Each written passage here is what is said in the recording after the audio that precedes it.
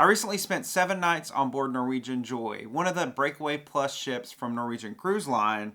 And in this brutally honest review, I'm going to tell you about the good on the ship and also areas that Norwegian Cruise Line definitely needs to improve on board their ships. Hello everyone, my name is Zach. I am the Traveling Man, and this cruise on board Norwegian Joy was my second time sailing with Norwegian Cruise Line. Last year I sailed with them on Norwegian Encore. It's actually a sister ship, a newer sister to the Joy, and I sailed her in Alaska and had a really good time. And I thought, well, maybe that experience on Encore, I was just charmed by Alaska. So let me try Norwegian again. I actually got a really good deal on this cruise on board the Joy. Norwegian's really doing solo cruisers really good right now with their pricing. Not only was this cruise on board Norwegian Joy the cheapest 7-day cruise I could have booked across all the cruise lines the week that I sailed, but I also received a lot of bonuses through their Free at Sea program. I got 2 specialty dining dinners included. I got 150 minutes of free Wi-Fi. I got the unlimited open bar drink package included. And then I also received a $50 shore excursion credit. And that was for as many shore excursions as I wanted to book on the cruise. So a lot of incentives came with my cruise, which is already very cheap. So that's one of the reasons that I chose to go on this cruise. This 7-day cruise departed from New York City and went down to Bermuda. We were in Bermuda for 3 days. So how was the experience? Was it better or worse than Encore? Will I sail Norwegian Cruise Line again? Well, I'm going to tell you all of that in this video, and how I'm going to do that is through my steps process, and that's how I assess all cruise ships here on my channel and all my cruise reviews. And STEPS is an acronym, and there are 5 components to STEPS. The first S being the ship. We'll talk all about the Norwegian Joy. The T is for taste, and we'll talk about the food. The E is for entertainment. We really need to talk about the entertainment on Norwegian cruises. The P is for ports, and the second S is for service. So we're just going to jump right on in with that first S for ship. The Norwegian Joy is a fairly new cruise ship. She debuted in 2017, and like I already stated, she is a part of the Breakaway Plus series of Norwegian cruise ship. Now, the Norwegian Joy was heavily refurbished earlier in 2024, so just a few months before I was going to be sailing on the ship, and they did a number of changes to the ship, I know, and some of those I'll talk about as we go throughout the review. So the ship was in pretty good shape, I will say, for a ship that came out in 2017. I mean, that's 7 years or so old, but the refurbishments that they did just a few months before I sailed really made a difference because the ship looked great in most of the public spaces. I think the Breakaway Plus ships are already so beautiful. I just love the way that they're laid out, and I really love the stateroom that I had on board of Norwegian Joy because it was a full balcony stateroom. Like, it was just like anybody else's stateroom. And that was really cool because normally as a solo cruiser, you just don't get that. You're getting a standard size stateroom as everyone else, and you're paying a fair price for it as well. And I also love the wide variety of activities across the ship. There is something for everyone on board the Norwegian Joy. From the theater, where they have nightly entertainment, to all the dining venues. I mean, there are so many dining venues across this ship. There's Spice H2O, which is on the very back of the ship and is adults only for most of the day. Then you have the massive go-kart track on top of the ship. You have mini golf for the whole family. You have 2 very large water slides on board the ship. You, of course, have the main pool. Just so many things, activities for folks of all ages, which is really cool. And then the interior of their ships looks so classy. It's not like a lot of cruise ships where you can tell they're designated for family and it's just splashes of colors like wild everywhere. Like, I feel like Norwegian really put great thought into designing ships that appeal to everyone, not just the kids, not just the families. There's stuff for everyone on board Norwegian Joy. Waterfront, my absolute favorite place on board Norwegian Joy. I loved being able to walk outside on deck 8. That deck actually extends all the way around the ship, or mostly around the ship. I think probably 2/3 of the way around the ship. But you can go out, be right up next to the water. And also all of the dining venues and all of the bars that are on deck 8, they actually have an outdoor seating area around the waterfront. So you can maybe have your dinner at Cagney's right outside. Cagney's is a steakhouse on board. You can get a drink at the bar sitting right outside. So it was always a great place to walk out and sit. And the cool thing about the waterfront is, on a sea day, most folks are going to be sitting up at the pool deck trying to be around the pool. That's like the central place to be on a sea day. But you could go down on that waterfront. There's a lot less people hanging out on the waterfront. You were always able to get a seat. You could walk laps like I did, just back and forth to get your miles in. A lot less traffic there than there would be up on the jogging track by the busy pool area. So really enjoyed the waterfront. Spent a lot of my cruise out there. And that's definitely going to be something that brings me back to these Breakaway Plus series of ships time and time again. Another thing that I really liked about the Joy is the observation lounge. The observation lounge sitting high atop the ship up on deck 15 all the way forward.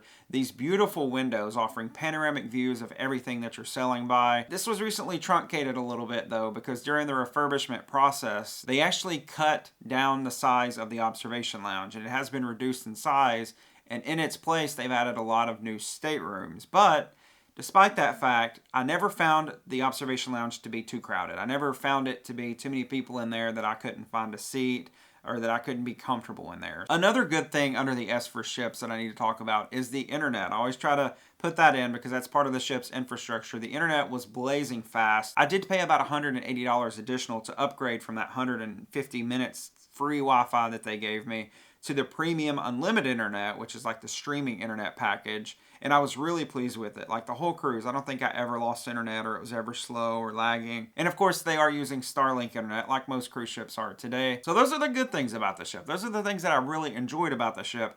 Now we got to turn our attention to some things that weren't that great on board the ship, unfortunately. And I will say that most of these came in my stateroom. There were problems with my stateroom or things I noticed around the room. One of them being that the sheets and the comforter on the bed were very worn. Like you could tell they were like past their like lifespan. You know, they needed to be replaced. Very thin bedding. The bed itself was pretty comfortable. I mean, it was usually it's 2 twin size beds put together, but because this was a room designated for a solo cruiser, it actually had a mattress topper on it. So there was no seam or crease down the middle where you're going to fall into all night as a solo cruiser. That was great, but didn't like the bedding and the covers and the comforter itself. They definitely could upgrade those a little bit. Also didn't like that I had an issue one day with my shower overflowing. It seemed like the drain must have been clogged or something. That wasn't cool to be in the shower and watch the water like overflow into the floor and have an overflowing situation. So I feel like a little bit more maintenance, a little bit more attention to some of the issues in the stateroom could definitely be used on board the ship. Another thing I didn't like about the stateroom was that the walls were super thin. Like if my neighbor was watching TV, I might as well have turned my TV on the same thing because I was listening to it. Like one night I had my TV on and could still hear their TV. Could hear conversations they were having in their cabin. I don't really know what they can do to fix that, but just wanted to say that the walls are like paper thin on board that ship. So be careful of the conversations that you have because I'm pretty sure your neighbor can probably hear you. And then I did discover an unpleasant odor sometimes in the hallway. It wasn't always there, but sometimes there was just this, I don't know what it was. It wasn't like sewer or anything. It was just this really stinky smell in the hallway. It wasn't good. So those are just a few things I feel like that could be improved. Not major things. And of course, plumbing issues and things like that can happen on any cruise ship. I understand that. But some things that maybe Norwegian could focus on and work on a little bit on Norwegian Joy. So when we consider all those things, I'm going to give the S for ship, the Norwegian Joy, a solid 4.0 out of a 5 rating. Next up is the T for taste. We're going to talk a little bit about the food. And I'm going to start off by saying that I did go to 2 specialty dining venues on board the ship. That's because they were included with my reservation. The first one that I couldn't wait to go to, the very first night of the cruise, I wanted to go to the Q Smokehouse. It's the Q Texas Smokehouse, actually. It's the barbecue restaurant on board the ship. I went there on Encore and absolutely loved it. So, of course, it was the first place I was going to go on Joy.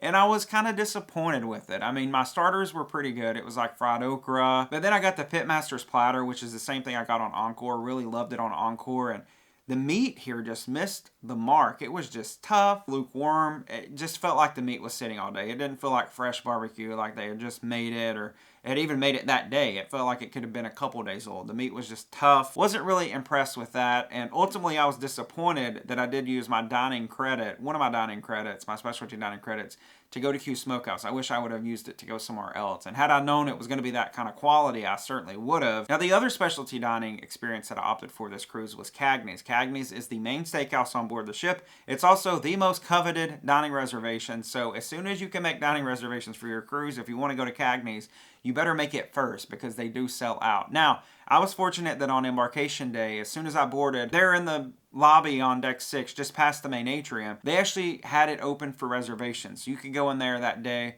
and make reservations, maybe some of the reservations that you couldn't get ahead of the cruise. And they had plenty of reservations available, and I was able to snag a Cagney's reservation. And I did really enjoy dining at Cagney's. The food that I had was great. Of course, had to get the ribeye in there. I think it's like a 1-pound ribeye that they serve inside of Cagney's. and then delicious sides that I enjoyed with it, and then ended the meal with the OMG cheesecake, and that was very good. And really, I ate nothing bad the whole trip. I would say that the food on board Norwegian is very good to surprisingly good, because all of the food I had in all the main dining rooms, I never had anything bad. I never had anything that I was like, I want to send this away, or I wish I hadn't ordered this. Everything was just really good. A wide variety of restaurants, because they probably had 4 or 5 specialty restaurants, and then they have 3 main dining rooms. Then they have the local, which is open 24/7 and is complimentary. It's included in the price of your cruise. The offerings for food on board Norwegian ships at lunchtime is tremendous, and unlike what you're going to find on most other cruise ships, because most of the time it's like the buffet, maybe a burger place on cruise ships. That's like the average lunch offering. But they had the local, like I said, it's open 24/7. You can get burgers and wings and salads and just all kinds of things. They also have breakfast there. Also at lunch, some days they would have open the American Diner, which was complimentary on the Joy. That was good, where you could get sandwiches and burgers and things like that. Of course, the buffet is always a lunch option. And then they would also have the main dining rooms open for lunch as well, in addition to Food Republic. You have to pay additional money to eat at Food Republic, but I was glad that it was at least an option and it was open for lunch. Kudos to Norwegian for all the lunch offerings that they make available on board their ships. Now, the main dining room is probably the most surprising. I was surprised at how big the menus are on board Norwegian Cruise Line. Like, I had experienced it on Encore, but I guess I'd forgotten because I'd cruised a lot since I sailed on Encore. But those menus are huge. They have so many offerings in the main dining room, and all the food I had in the main dining room was great. There was nothing that I was disappointed that I ordered or wanted to send back or anything like that. So really enjoy the food in the main dining room. One thing that I will critique Norwegian for is that water is not included on their unlimited drink package. If you've got the unlimited open bar drink package, you would think that any drink, just about, to a certain dollar amount, I think it's like $15, all drinks up to $15 are included, with the exception of specialty coffee and water. Bottle of water, I'm talking about like that aluminum bottle. I'm sure I'm putting a clip of it in here. One morning I went to one of the bars and just asked for a bottle of water. He said it was like $4 with the gratuity charge and everything for one of those aluminum bottles. You can't order them to the stateroom, which I did on one of the last day of the cruise. I ordered 12 bottles of water and it cost me, I think, like $23 after the gratuity service charge or whatever. So really disappointed that bottled water is not included in the unlimited open bar package. If you do want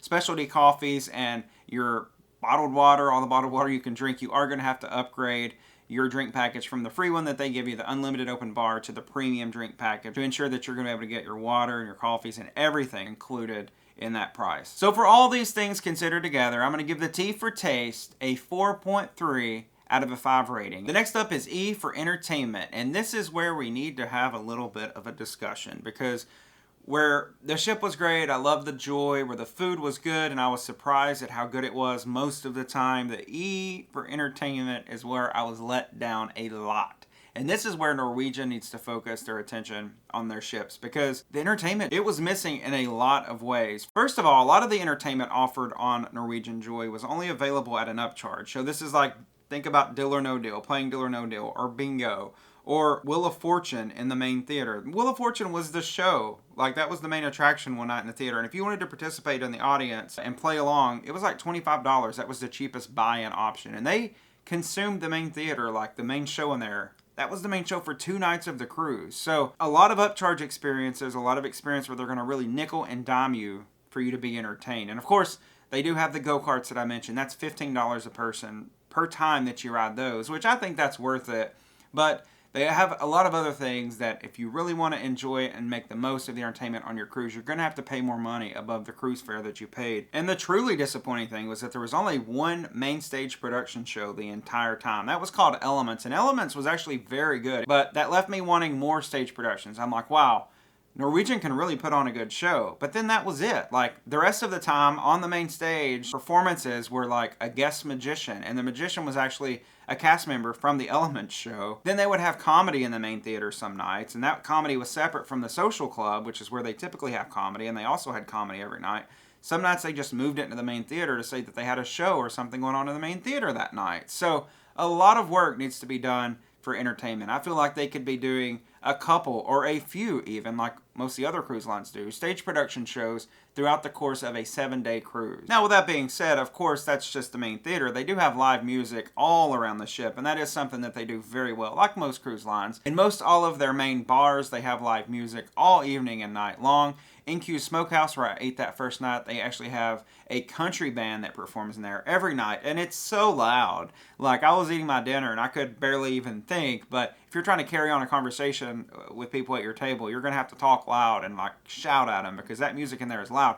But it was really good. Like, it was a lot of 90s country and stuff, and if you like 90s country, you know what I'm talking about. So it was really good, and that's a really cool ambiance for dining in a barbecue restaurant, you know, is to have country music. They also have a bar in there. You can just walk in there and sit at the bar and listen to the music if you want to. So I highly recommend, if you're going on the Joy, that you do check out that country band in the Smokehouse, because that was probably the best entertainment, or some of the best entertainment, that I saw the entire cruise. Another thing that I think that Norwegian could work on a little bit is the schedule inside their app. So most of the time, you're on a cruise, you can go on the cruise line's app and you can see the schedule of events all the way throughout your cruise. And a lot of times they publish these before you even step foot on board the ship. But Norwegian doesn't publish their schedule of events until 24 hours before. So literally, if it's 5 o'clock in the evening, I can only look at events tomorrow up until 5 o'clock. I feel like they can improve that a little bit, because I like to plan stuff out. You know, I like to know my excursion ends at 3:30. I'm going to come back to the room, rest up, take a shower, do this and that before dinner. But I can't really look out ahead in time and see that, because they're not showing me those activities. And I get it. Like, a lot of things can change, and these things require a lot of planning. But I feel like they could show you a little bit more, at least, of an outline of what to expect the next day or a few days into the cruise, you know, instead of just 24 hours out. So I didn't really like that. And then finally, I already mentioned the go-karts. That was really cool. I really love the go-karts. It's so cool to be riding the go-karts on a cruise ship. And then I get really competitive with it too. Like, I have to beat everyone here. I have to beat these other 7 or 8 people that I'm racing with. I have to win, you know. And it's just really cool. It's worth the $15. It's a really tight track, though, there on Norwegian Joy. It was a smaller track than I experienced on Encore, but I still really enjoyed it. And I will say that no reservations are required, unlike on Encore. They were usually open for single riders or single go-karts from 1 p.m. to 9 p.m. each afternoon and evening, so you could just go up and get in line. I also thought that the water slides looked cool. I'm not getting on a water slide, but it looked like people were enjoying them. So a lot of options, something for everyone on board Norwegian Joy, but the entertainment itself in terms of shows and stuff is just kind of lacking a bit. So for those reasons, I can only give entertainment, the E for entertainment, a 3.0 out of a 5 rating. Next up is the P for ports, and we were sailing to Bermuda. That was the focus of this whole cruise. So it was a sea day right up front, the first day of the cruise. And then the next day we arrived around 8 in the morning in Bermuda, and we stayed in Bermuda for 2 nights. And we left, I think we got there on the Wednesday, and then we left on Friday afternoon at like 3 p.m. So 3 days just sitting in Bermuda. And you might be thinking, well, that's so boring. Like, you didn't see anything. But y'all, I saw a lot, because I got to go out and do an excursion. The next day I was able to take my time and slowly get off the ship and go check out the Bermuda Museum, which was right there in King's Wharf, right by the ship. That was fascinating. And also just King's Wharf itself. I enjoyed that, getting to walk around and see the various shops, restaurants. So a lot to do in Bermuda. And having 3 days when you're there, it's just sort of like staying in a hotel. It's like I flew to Bermuda, you know, and had 2 nights to enjoy and 3 days to walk around and go to the beaches and everything. So I feel like it's a great way to just get the Bermuda experience. So really enjoy Bermuda. If you ever get the opportunity to go by cruise ship, highly recommend that you do.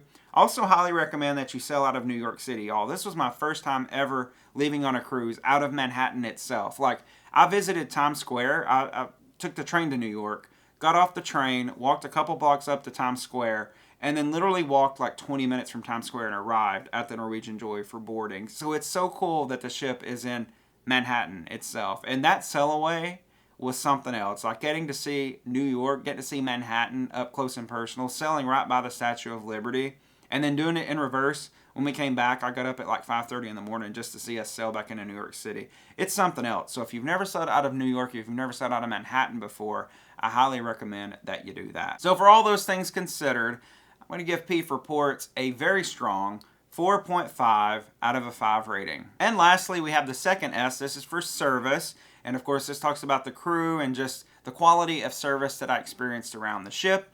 And I'll start with embarkation day because there's something weird that happened on embarkation day that I've never really experienced on another cruise ship or another cruise line before, and that's that staterooms were not available for us to go to until 3 p.m. Y'all, that's the latest. Out of my 33 cruises I think that I've been on now, that's the latest that I've been able to go to my stateroom on embarkation day. Usually it's like 1:30, and sometimes they're available even before that. They'll make the announcement. But around 3 o'clock was when everyone was finally able to go to their stateroom on embarkation day on Norwegian Joy, and I just felt like that was a little too late. And then I'll say about the crew, it's just, in some places, they just didn't seem as friendly and as happy as I've experienced on other cruise ships and other cruise lines. It's just sometimes it just felt like the crew were very sad, you know, and that made me sad. But when you talk about the crew in like the main dining room, those folks excelled. I mean, they were top notch. They came and had conversations with me each night. They were on top of things when I asked for it, when I requested it.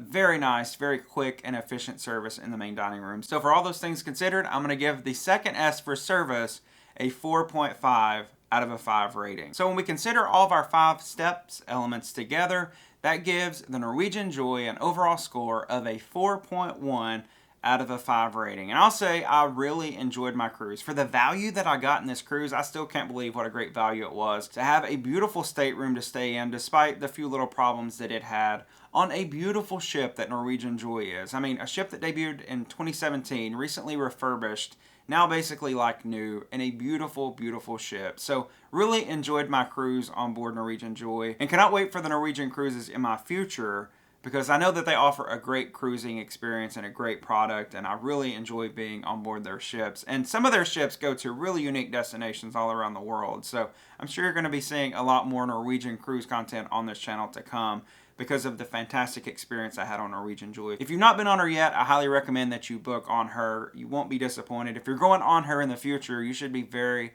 very excited. I had a really good time. Thank you so much for watching this video, and I'll see you on the next adventure.